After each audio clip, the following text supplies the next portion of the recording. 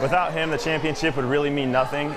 Oh, it's a big deal, but it's not the big deal for Owen Braungardt, national NAIA champion this year at 197 pounds, putting big points on the big board as the Grandview Vikings win their 11th team national crown. That's just a part of the journey. So my gift is wrestling. The national championship is just part of the experience as I'm continuing to grow in my faith and lead others to Christ. Braungardt's depth is clear. Conversations with him are a clear path to the cross of Jesus. Sincere, driven, disciplined. The gospel aligns with real life. Especially with wrestling, it is an individual sport, but it's also a team sport. Being on the individual half, there's a lot of room for self-doubt and resentment towards oneself if you're not performing up to the standard of the team. You know, especially wrestling at Grandview, a big name NAIA school who's won 11 of the past 12 national championships. That's a big mental block for a lot of guys trying to compete for a spot.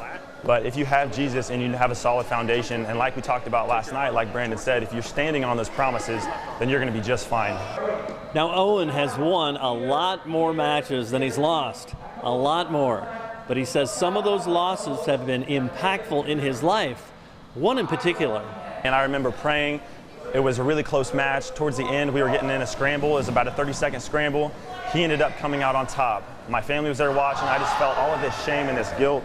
Like I didn't perform. I wasn't up to the standard that I had set in my mind. I knew I let my team down. And as the ref was grabbing my right hand, my opponent was in front of me, I didn't actually see anything else that was going on. But I remember my hand being raised. I remember kind of like a blue outline of an arm, and it raised up above my head, and I remember like looking up, like, why is my hand being raised? I lost the match, and I was confused.